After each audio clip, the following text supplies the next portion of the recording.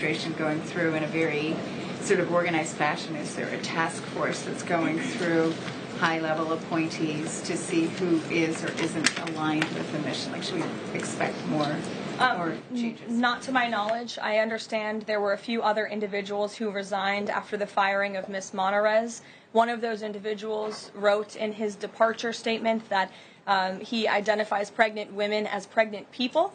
So that's not someone who we want in this administration anyway. So if people are not aligned with the president's vision and the secretary's vision to make our country healthy again, then we will gladly show them the door. Karoline, can I just go to the back?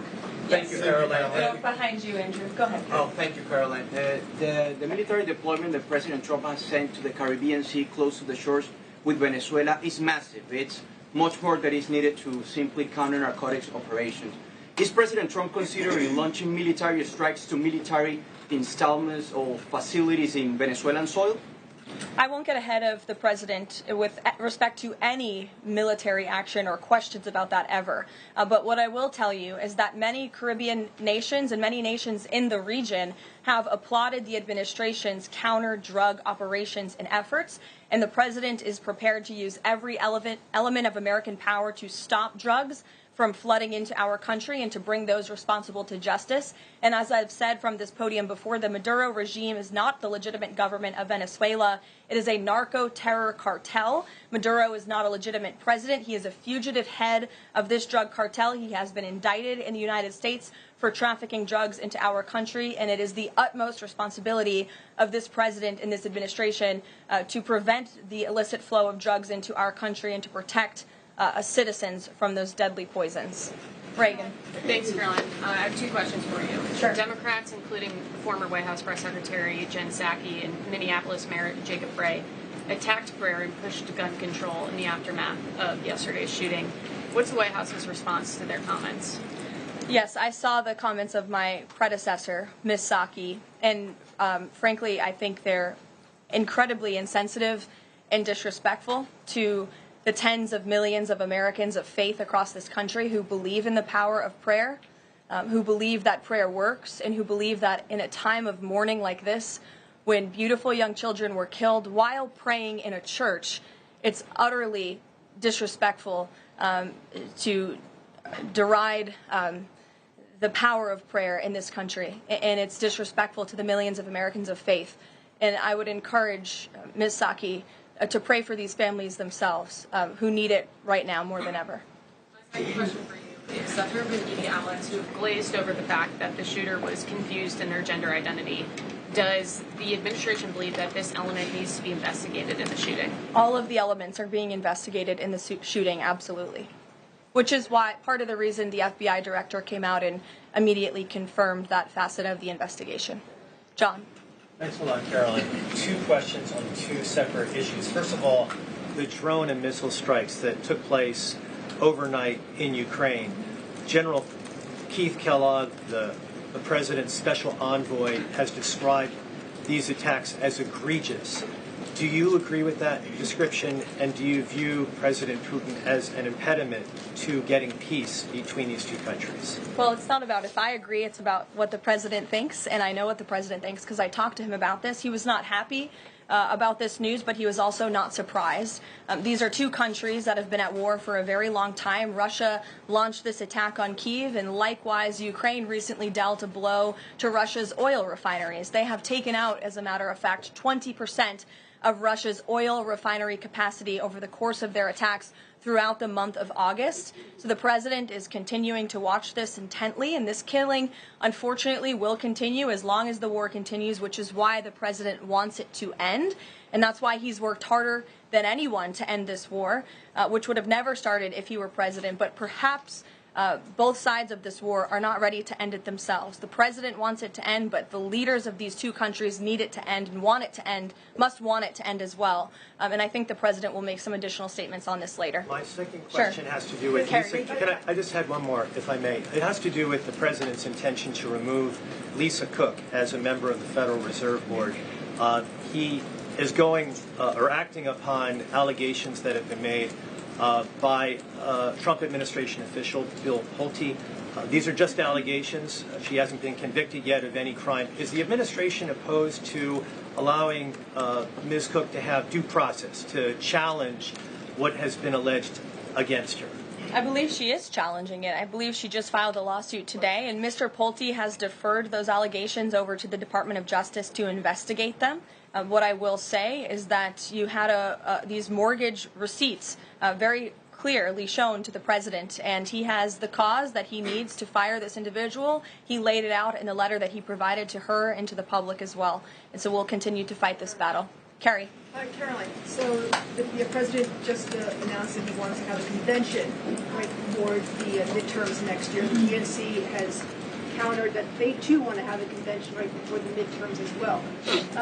What's the White House's response to that? And can you give us just a little bit of a hint or a tease here as to how the president envisions a convention for the midterms? Look, the president put out a statement on this earlier today. I'll let him speak further on the plans that he envisions, but I think he's very proud of the accomplishments and the achievements of his administration, as he should be.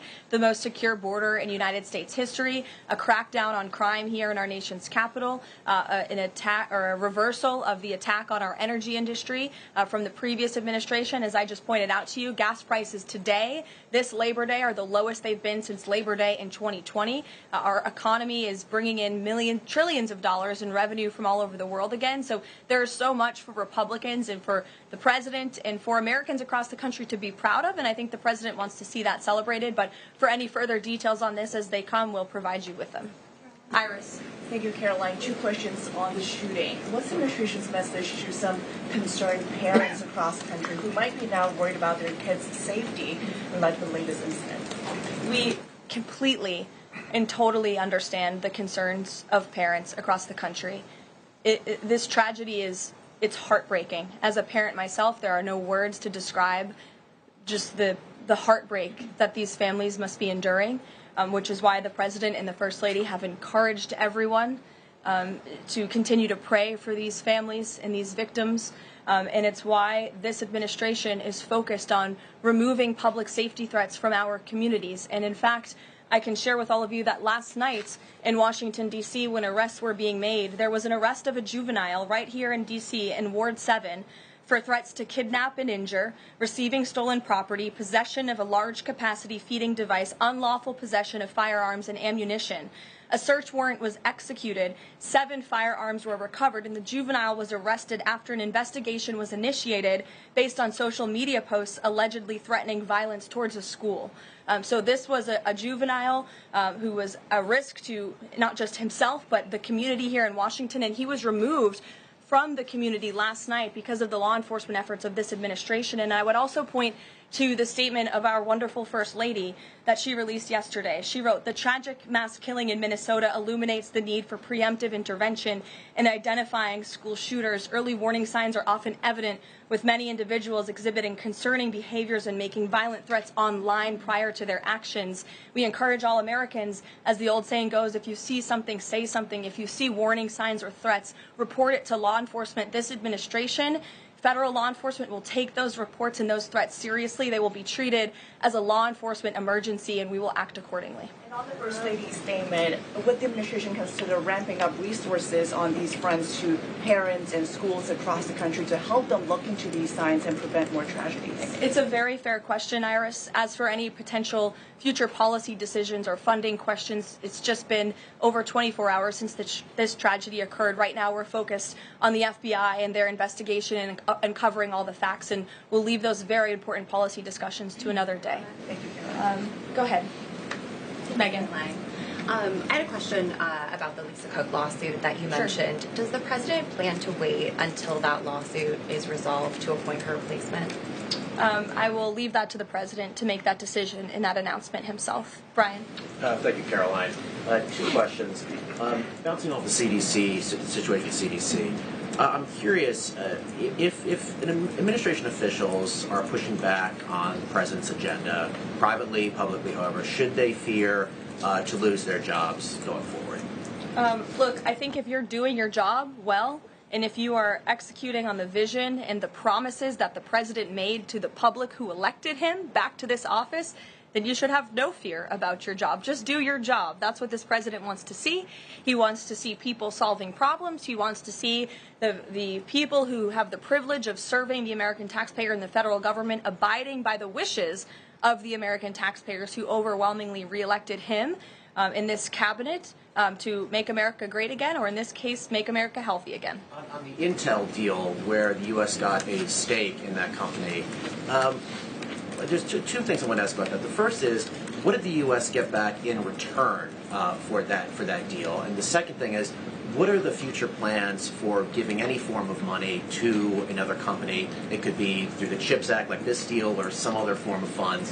What are the plans there by this White House administration? Well, look, as you know, Brian, very well, because you cover it often, the Intel deal is still being ironed out by the Department of Commerce. The T's are still being crossed, the I's are still being dotted. It's very much still under discussion. But the president's thinking, I can share with you, is certainly to ensure that the United States government is making our country wealthy again and is benefiting from some of these deals. And it's a creative solution. I know it's outside the box thinking, which is uncommon in this city, but it's something that he proposed and something that the Secretary of Commerce is working on putting into action. Mary. Thanks, Caroline. I have a couple questions on the shooting yesterday. The first one, this is the second shooting involving a trans-identifying shooter who specifically targeted Christians and Catholic kids. What kind of consequences do the gender-affirming therapists, doctors, or even the parents of these shooters face after these types of shootings? Well, as for the parents and potential therapists in this case, again, all of that is still currently being investigated by the FBI. I know the Secretary of Health and Human Services this morning said that HHS is investigating perhaps links between some of these drugs and these prescription drugs that some of these minors may be taking and an increase in violence. And obviously we have mental health problems in this country that this administration and Secretary Kennedy will continue to speak out about in the work that we're doing to solve it. Thank you. And just to follow up, I've seen a lot of calls for action, among these lawmakers saying that we shouldn't just be praying. One that I've seen on the right, actually, is calls for the FBI to institute a new class of domestic terrorism that involves trans ideology. Is that something that the administration would support? I would have to check with the appropriate people on that. Daniel. Thank you, Caroline. We saw some new revised economic data come out today showing the U.S. economy grew at a 3.3% clip, largely buoyed by a surge in capex. What's the White House reaction to this, and is this sort of the president's vision beginning to come to life after the Big Beautiful Bill was passed in July? Yes, I mean, look, we did say that once the Big Beautiful Bill was signed into law, we're going to see the effects of this massive pro-growth piece of legislation. As I laid out for you as we head into the Labor Day weekend, there's many positive economic indicators that the American people can be hopeful about. But don't forget, we are reversing 4 years of reckless spending from the previous administration, of slamming regulations down the throats of American business owners and consumers across the country. But the administration is working very hard to unravel all of that and to ensure that small business owners and workers are thriving and that they have more money in their own pockets to spend. Thank you. Thanks so much, Caroline. Back on the CDC, there was reporting that some of the initial problems between RFK and the CDC director stemmed from miscommunications or differences on vaccine policy. So I wonder if you could just say whether or not the president believes that the COVID vaccine should be available to and covered by insurance for all Americans, regardless of age and pre-existing conditions. What I will tell you is that the FDA recently revoked the emergency use authorizations for 3 COVID vaccinations while simultaneously greenlighting 4 new COVID-19 vaccines with 2025 and 2026 formulas. The reason for the revocation of that emergency use authorization is because obviously the COVID pandemic and the public health emergency is over. But just to correct the record, because there's been a lot of misinformation on this, the FDA's decision does not affect the availability of COVID vaccines for Americans who want them. We believe in individual choice. That's a promise both the president and the secretary have made, and it's a promise they have now delivered on. Question, if I could, Caroline. Second question, if I could. Sorry. I wonder if you could answer why the president hasn't acknowledged the shooting at CDC headquarters that took place earlier in August, where a police officer was killed, and it was reported that the motivation for the shooting was somebody who was really unhappy with the effects of the COVID vaccine. We absolutely were very much aware of that shooting. The Secretary of Health and Human Services put out a statement immediately. He was in touch with the CDC, and he actually traveled to Georgia to assess the situation and to mourn with the people who work in that building there. So, go ahead. With respect to Labor Day, one of the most underrepresented groups right now are police officers. 30,000 police officers short in America right now. To Brandon's question, 1,300 short in Chicago, 3,000 short in New York, 500 short here in Washington, D.C. What can the White House, what can the President do to help recruitment of police officers who've done well with the military and Border Patrol? What can be done to get more police officers on the streets of America? Well, the president has certainly been very successful in recruiting federal law enforcement. If you look at the ICE recruitment campaign that was led by he and our Secretary of Homeland Security, we've seen more than, I believe, 130,000 applicants to join ICE, which is just amazing. There's more applicants now than there are jobs to fill, and we're very grateful for that. Clearly, Americans want to serve their communities. They just need a leader who encourages them to do so. So maybe Governor Pritzker should spend less time demonizing the police, more time trying to recruit more police, and more time trying to call the President of the United States to get crime in his city under control. The President wants to allow law enforcement, whether it's state, local, federal, to do their jobs, to arrest criminals, to put them behind bars, and to remove public safety threats from American communities. He'll continue to do that. Thank you, guys.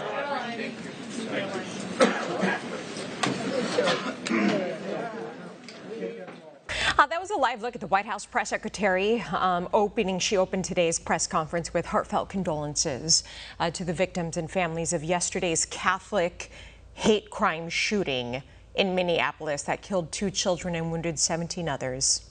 She also talked about Labor Day right around the corner. She highlighted some big wins for American workers.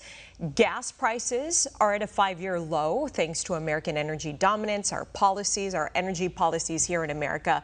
And the Green New Deal, or the so-called Green New Scam, policies have been ended to make life more affordable. President Trump is putting American workers first as well, saying hardworking Americans are the heart and soul of our economy and national identity. Nearly $10 trillion in private and foreign investments are coming into the U.S. as well and will create many more American jobs, high-paying, good jobs. 500,000 new jobs have been added this year, all in the private sector, and all employment gains going to native-born Americans. The average worker, American worker, has seen a $500 wage increase, and taxpayers will see an average of nearly $4,000 tax cut next year, according to the Nonpartisan Tax Foundation. She also talked about crime. Crime in D.C. is down across the board with federal assistance, and this week's executive order ended the no cash bail. That's expected to help reduce crime even more in the Capitol. The bottom line message from the White House today: the administration is making a big push to reward American-born workers, cut costs for families, and strengthen public safety. Meanwhile, conservative watchdog group One America News Network, your source for credible, honest, unbiased reporting from around the world, has just launched a live, 24/7, 365 days a year, uninterrupted cable feed on YouTube. And it's only $5.99 per month. Now you can watch One America News Network live, anytime, anywhere in the world. Go to our YouTube page and click here to become a member today. One America News Network, your source for credible, honest, unbiased reporting from around the world, has just launched a live, 24/7, 365 days a year, uninterrupted cable feed on YouTube. And it's only $5.99 per month. Now you can watch One America News Network live, anytime.